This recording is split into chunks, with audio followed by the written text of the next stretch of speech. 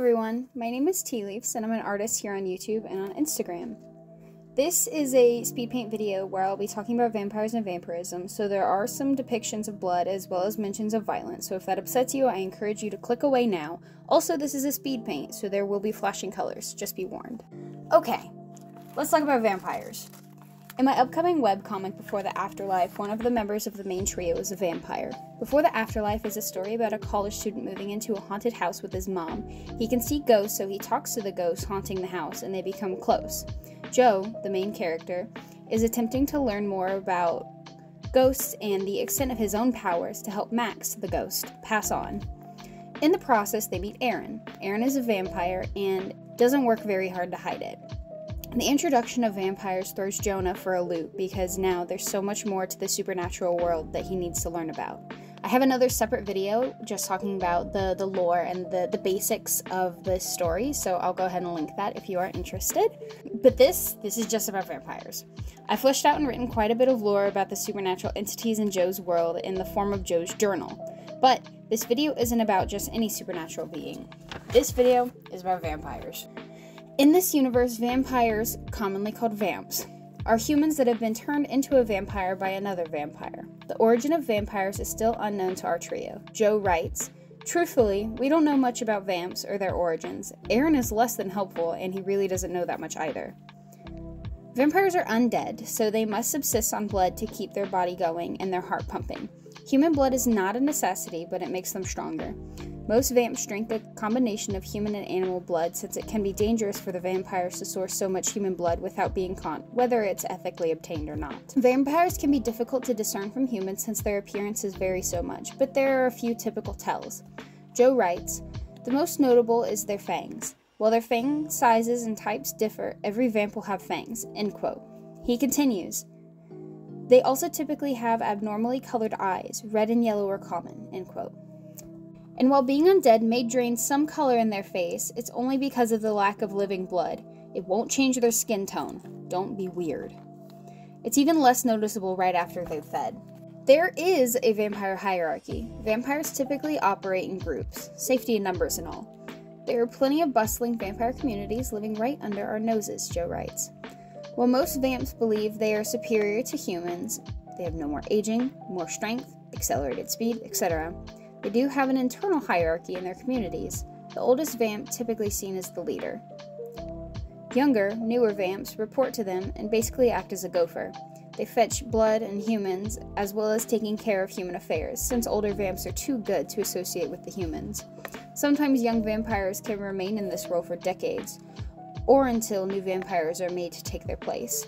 If a vampire doesn't accept this role, they're shunned, which can be extremely difficult due to the strong bond between a new vampire and their creator. Aaron, unfortunately, is one of these young vamps who refuse to be a part of the snobby vampire hierarchy, so he's a bit of a lone wolf. Humans are too much fun to stop hanging out with them anyway. Killing a vampire. Joe writes, "Killing is not something I prefer to do unless out of necessity, as I believe vampires are just acting within their nature. Most vampires are not inherently evil. However, if an immediate danger or if a real threat is posed, it is good to know how to defend oneself." End quote. Killing a vampire is only difficult because of their speed, strength, and agility. Once you know how to work around it, it's not too hard. A wooden stake through the heart does work, but not because of the wood. Anything sharp through the heart will kill a vamp. Sunlight, Joe writes, is a tricky issue. We don't know enough to know if sunlight will kill vamps. Some can go into the sun with no issue, like Aaron, but he typically avoids it.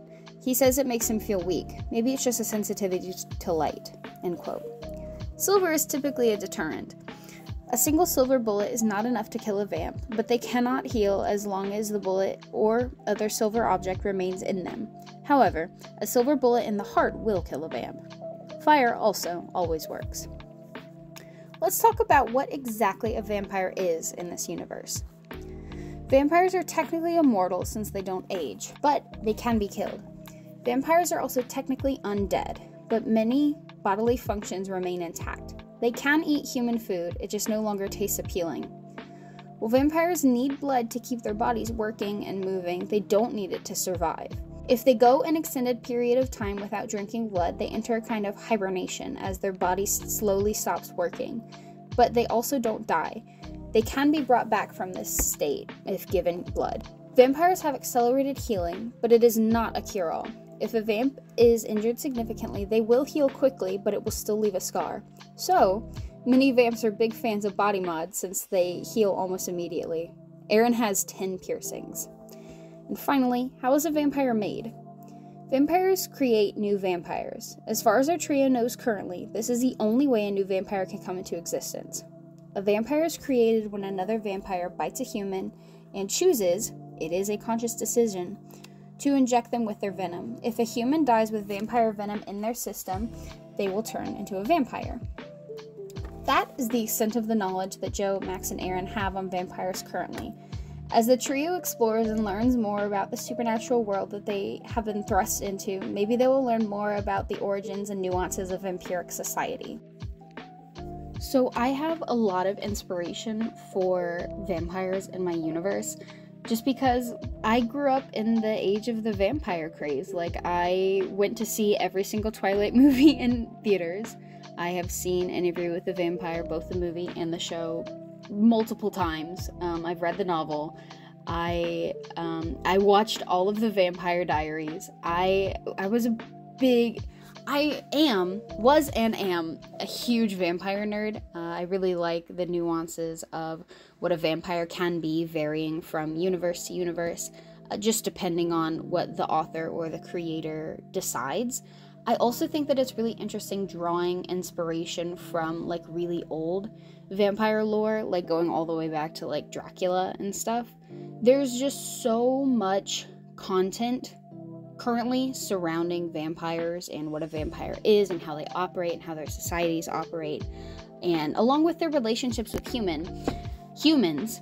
So I really wanted to kind of offer a new take on that, and while I still want to hold true to, like, a traditional, well, quote-unquote traditional, because, I mean, in my mind, a very standard depiction of a vampire is like what we see in the Vampire Diaries, not like Dracula-style vampire.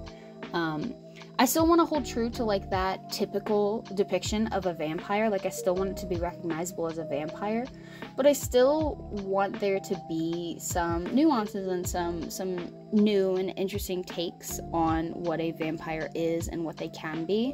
So I think, for me, it's really important talking about the existence of their societies and their hierarchies, and also the way that their body operates, because they're not just, like, completely undead.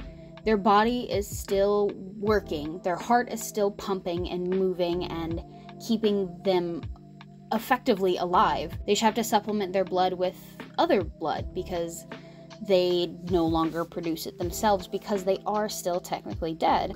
Also, I mentioned this earlier, but I think that it's really weird when authors and creators don't include people of color, like, as vampires, and they say that, oh, well, people of color can't be vampires, or if they become a vampire, they, like, lose their color. That's insane. That's an insane thing, because effectively a vampire is just dead. When a person of color dies, they don't lose their melanin. Like, it's just such a stupid concept to me that people don't think that people of color can be vampires. I think that anybody should be able to be a sexy vampire. Very briefly, I wanted to talk about the pieces in this video. The first piece that I'm showing here is a very recent drawing of Aaron that I did. It was actually a few days ago I finished it. It was originally going to be my 500 follower Draw This in Your Style. However, Instagram is stupid and it would not let me use the hashtag because it flagged the image as going against community guidelines, and it wouldn't let the hashtag work. So unfortunately, I am making a new drawing for my 500 follower Draw This in Your Style. So if you're interested, be on the lookout on my Instagram, because I'll be uploading that hopefully by the end of this week. I also wanted to talk a little bit about the second piece. This one I absolutely love. I still think it's one of my favorite drawings that I've probably ever done of Aaron. It's a bit older, but it's still really good. I'm a big fan of the way that this drawing turned out. I think that the wings look like they're actually ripping out of his skin. It's really gross. I know that it's really gross, but I think that I executed it really successfully. I'm extremely proud of this piece. If you have any questions, please feel free to ask them down in the comments. I'm more than happy to answer. I also have equally extensive information written about how ghosts work in their world, so if you guys are interested, let me know. Have a fantastic rest of your day, and I will see you all next week. Bye!